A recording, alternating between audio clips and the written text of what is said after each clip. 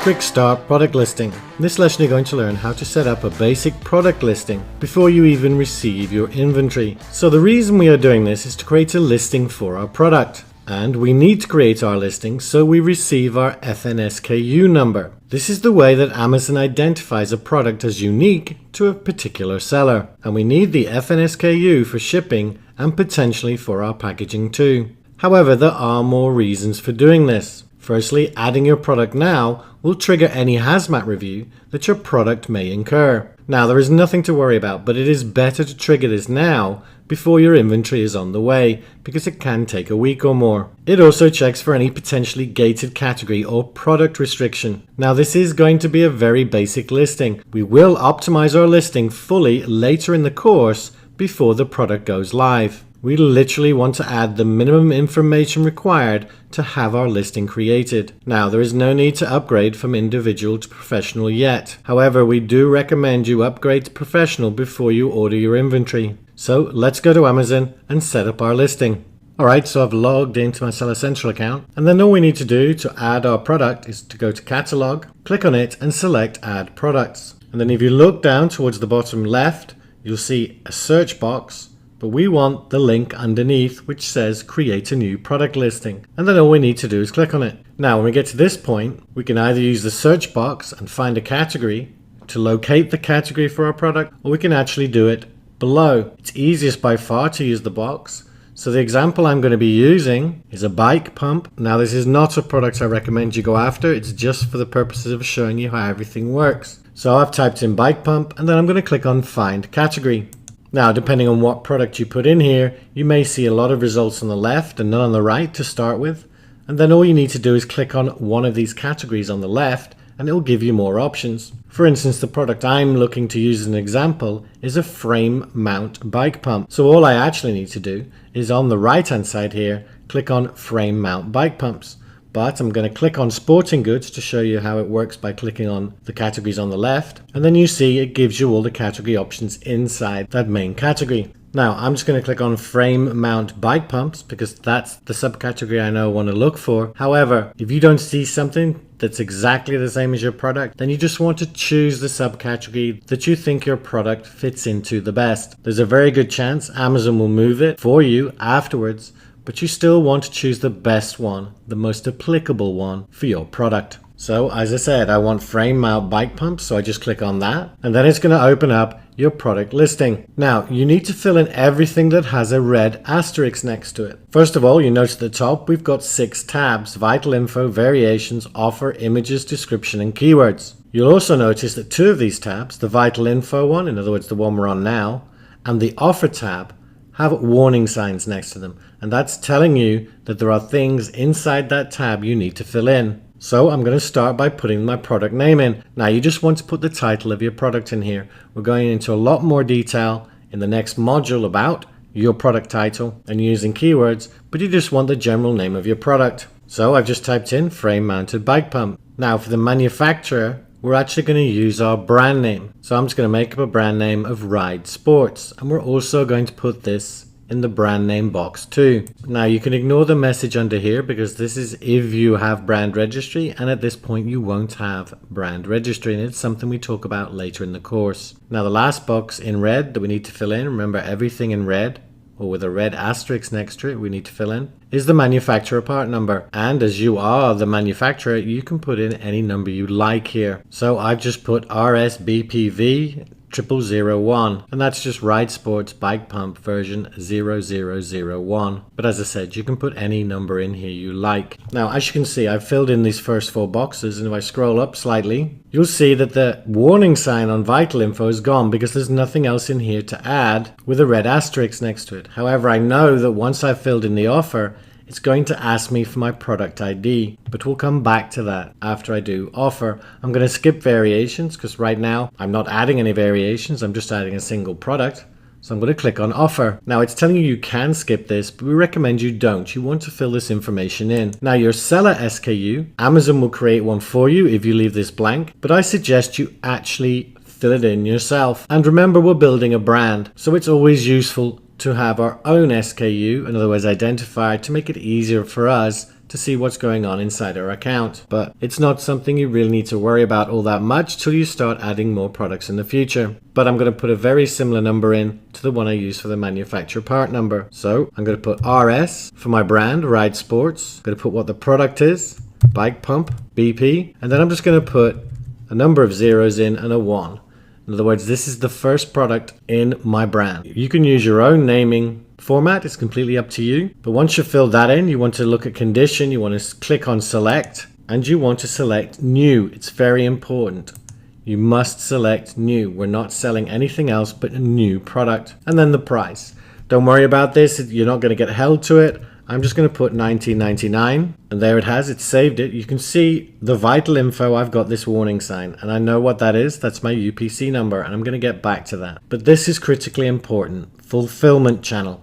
You must make sure you check the second option, which is I want Amazon to ship and provide customer service for my items if they sell. In other words, FBA. First option is for FBM, when you would ship the products yourself. So we want the second option. Now I've selected that, so I'm going to go back to vital info because it's asking me for it. And if I scroll down, you'll see it's asking me for the product ID. So I'm going to click on select and select UPC. And then I'm going to go and grab the UPC number that I got from Nationwide. Now, if you decided to go down the GS1 route, that's fine. You want to put your GS1 UPC in here, but I'm going to use the one from Nationwide. Now, as you discovered in the previous lesson about UPCs, Amazon have been suggesting that you should have a GS1 UPC code only. However, as I also said in that lesson, we've seen no evidence whatsoever of Amazon actually requiring GS1. Now, this might change in the future. Amazon do change the way they do things. But as of right now, a UPC code bought from one of our recommended resellers, in other words, Nationwide for instance, work perfectly well. Now, something that is new that's happened in the last 6 weeks to 2 months is when you create your listing, you do get a warning message telling you about GS1 and UPCs. Now, even though that does appear, again, for the last 6 weeks, we're not seeing any evidence that Amazon are enforcing GS1s. So it's still your business decision which one you have. But it's another good reason why we create this listing as soon as possible, just in case they do change. But I'm going to grab my UPC number, and you can see the warning signs come up. The validity of a product ID is checked against the GS1 databases. If your product ID is not registered with GS1, then the linked ASIN will be suppressed. Now, as I said, we're not seeing this happening, but it may happen in the future. When it comes to Amazon, we simply don't know. But if anything changes, we will let you all know as soon as possible. But I'm going to paste in the UPC code, and I'm actually going to click on Got It. So I'm acknowledging that I understand. And as you can see, it's accept everything, and I've got no warnings. Now, there is something else we're going to fill in. Now, this is actually category dependent,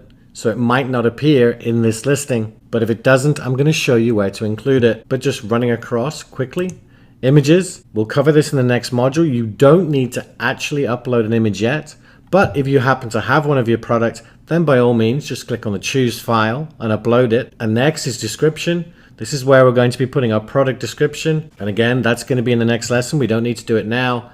And finally, keywords. And again, we're going to be using search terms, but once again, we're going to be covering that in the next lesson. Now, the option I was looking for is the product or package dimensions. Now, at this point, if you don't see more options, you can actually click on this tab in the top right-hand corner of the box called Advanced View. If you click on it, you can see you get a lot more options, but you don't need to worry about them right now. The only thing we're interested in with the Advanced View is this more details. I'm not interested in any of these boxes right now, but I am going to scroll down, and what we're looking for is this package dimensions and also the weight that comes underneath it. Now, while filling this in now is not required, we recommend you do it now, because if you forget to do it when you do your full listing, then Amazon will automatically, by default, select your product as being oversized because you haven't told them how big it is. So we recommend you do that first. Now, I don't know the exact measurements of the bike pump because I'm only using it as an example, so I'm putting 8, 4, and 3. However, you can just go and look at the primary product or any of the competing products and use their measurements for now. And then I'm going to select inches. And then for the weight, I'm going to say it's a pound.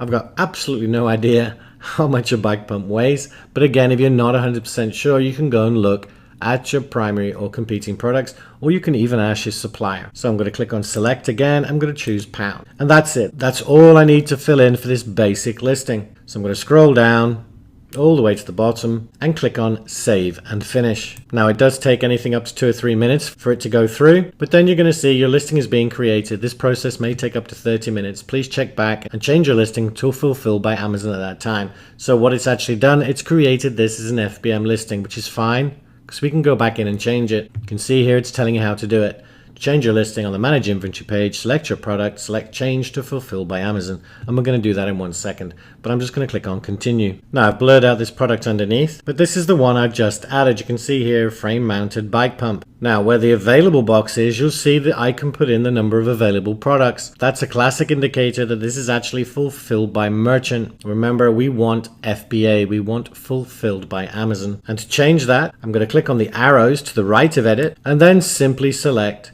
Change to Fulfilled by Amazon. Now don't panic, this can throw up an error message and we'll see if it does it with this product, but it's nothing to worry about. So I'm going to click on Change to Fulfilled by Amazon, and that's going to bring up this page, and you can see there's our merchant SKU that we created, frame mounted bike pump, currently fulfilled by merchant, so we want it to be fulfilled by Amazon. But really important, before we even look at the 2 yellow tabs, is this box here, barcode type. You must make sure it says Amazon barcode. Now by default it should be Amazon barcode, but make sure you check it. If it says manufacturer barcode, you need to change it to Amazon barcode. It's critically important you do that. I can't stress enough how important that is, because if you don't, it can cause all kinds of problems trying to get it changed. But then all we're going to do right now is we're going to click on Convert Only, because we haven't got any inventory. So I click on Convert Only. Now, depending on your category again, you may get this required information, add dangerous goods information. So click on it and you'll get all this information, so read through it. First of all, battery information. Is this product a battery or does it utilize batteries? You want to click on No. Obviously, if it does, then you want to click on Yes and fill out any of that information. But then I'm going to scroll down. Product regulation information. Is this product considered a dangerous good or hazardous material regulated for transportation, storage, and or waste?